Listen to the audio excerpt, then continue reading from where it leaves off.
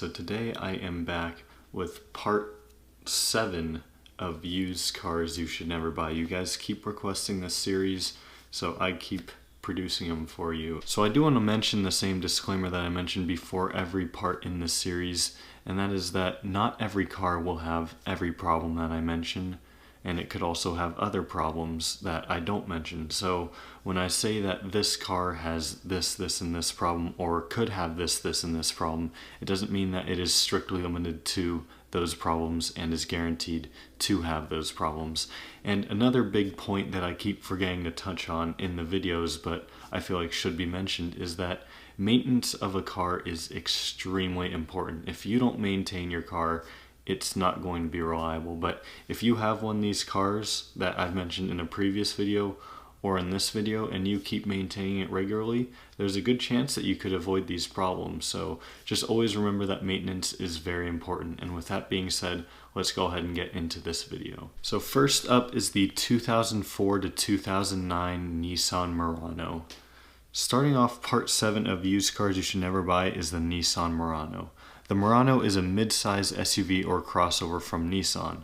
One of the most common problems regarding this era of Murano are door handles breaking.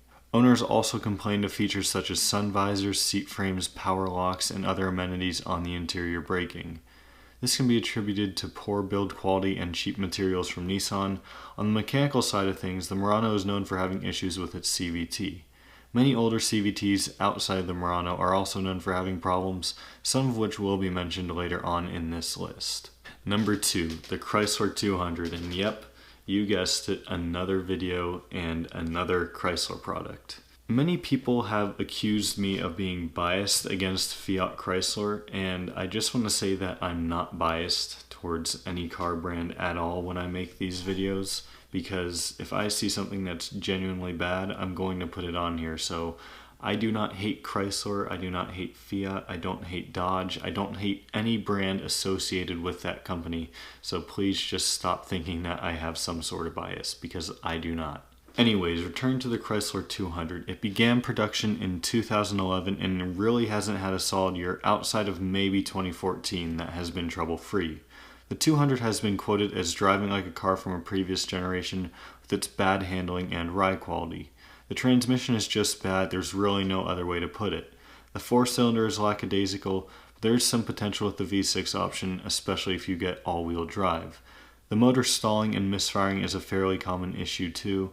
One other point to note on the 200 is that it's still a fairly new car, so while you could go back and pick one up for fairly cheap given its age, I would tread carefully given Chrysler's reliability issues and just how new this car is. Especially now, it would still probably be under warranty, but 3 to 5 years down the road when this car is out of warranty, it might be a total money pit. Number 3, the 2013 and 2014 Dodge Dart. The Dart is similar to the previously mentioned 200, so keep that in mind while I discuss it. The 2013 model year is the worst of all and should be avoided like the plague according to almost every consumer site. Engine problems were quite common and were caused by a variety of issues such as stalling, surging, and running rough, and a faulty turbo on the turbocharged models. Some owners also cited transmission problems, whether it be stuck in gear, rough shifting, over-revving, or the shifter cable snapping. Similar to the Murano, the sun visors on the car also broke often. Battery failure on the Dart, loss of power, and a faulty radio unit outline some of the more significant electrical problems. I'd personally advise against the Dart since it is only now reaching 5 years old and has potential to cost owners thousands in repairs out of warranty, similar to the 200 that I just mentioned. Number 4, the 2002 to 2007 Honda Odyssey. The Odyssey is one of the most popular minivans around, but some of the older models have some serious issues. For reference, the model year range I'm referring to covers 2 separate generations of Odyssey, one being from 2002 to 2004 and the other being 2005 to 2007. Engine-wise, both generations of Odyssey are superb, and I found no significant recurring issues worth mentioning. However, the transmission in the first generation is absolute garbage. It's most cited for complete failure, but slips and bangs when shifting, the transmission disengaging, and other related problems were mentioned too. By 2005, Honda woke up and fixed the transmission problems as the new generation rolled around, but unfortunately other problems arose. For example, the quintessential sliding door on the minivan was known to malfunction or just not work. Poor paint quality led to bubbling and peeling, and steering issues were present too. Under the hood, really the only problem with the 2005 to 2007 Odyssey were the engine mounts and occasionally a misfire. So again, nothing too major. It's kind of weird when you look at the two different generations of Odyssey because they're two different cars and they're two totally different problem areas. So when you look at the first one, it's just one big major problem, which is that CVT, and then you look at the second generation and it's a bunch of small little problems here and there that kind of add up over time. If you guys are enjoying this video so far, make sure to give it a big thumbs up. I really appreciate your support. Number 5 is the 1999 to 2001 Saab 9.5. Many of you non-Saab owners have criticized me for not putting Saab on this list because for some reason you think Saab is incredibly unreliable, and I've preached time and time again, and Saab owners will back me on this, that they are very reliable cars. However, there is one model and year range that I will advise against from time to time, and that is this, the 1999 to 2001 9.5. Oil sludge in the engine is really the only genuine significant issue found in the 9.5 under the hood, and if not treated correctly, it could result in total motor failure or at least damage to the engine. One step you can take to help prevent sludge on any car is to perform oil changes and maintenance sometimes more often than you'd like. This can eventually take a toll on your wallet, so I'd advise going for a newer 9.5, which comes with more power from the beast that is the B235. One other issue under the hood that was mentioned from time to time is the problematic PCV system. Number 6, the 2000 to 2003 Mazda Protege. The Protege is a small family car that Mazda made in cooperation with Ford at the dawn of the 21st century. While some of the older Proteges didn't have significant issues, the 2000 to 2003 model years weren't as solid.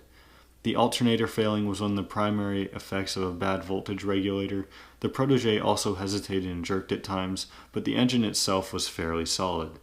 Brake failure and premature wear are also issues I thought would be worth noting as well. Number 7, the 2004 to 2007 Chrysler Pacifica. The Pacifica is another Chrysler product on this list, and for good reason. The Pacifica began production in 2004 and had problems for nearly every year it was sold until Chrysler stopped making the car in 2008. The most significant problems regarding the 2004 to 7 Pacifica is rust, and I mean severe rust. Living in Arizona, I don't personally have to deal with rust, but anyone on the East Coast or other areas of the country or world who have cars that rust should definitely consider avoiding the Pacifica for this reason alone. Severe electrical problems plagued the Pacifica as well, and bad fuel pumps irritated owners. Motor mounts weren't the best either, but my guess is the excessive rust was a contributing factor to that. Chrysler has since revived the Pacifica after cutting production for almost a decade, but complaints regarding the 2017 Pacifica are already beginning to develop, so I'd be careful even if you wanted to purchase this car new. Number 8, the 2002 to 2005 Chevy Cavalier. Chevy manufactured the Cavalier for 2 decades, and most model years of the Cavalier were pretty good. However, the last 4 years from 2002 to 2005 of production brought significant problems with them. One of the most common problems were the gauges themselves, whether it be that they stopped working, read incorrectly, or were spasmodic or went haywire. Fuel pump failure was also common, and the engine stalling or dying at idle was a recurring issue as well. The window motors are another problem that owners of late Cavaliers encountered, and you can get these cars extremely cheap. They're going to be good on fuel economy, blah blah blah, but just be careful before you buy one because a lot of times these Cavaliers have not been well maintained or taken care of. Number 9, the Saturn Ion.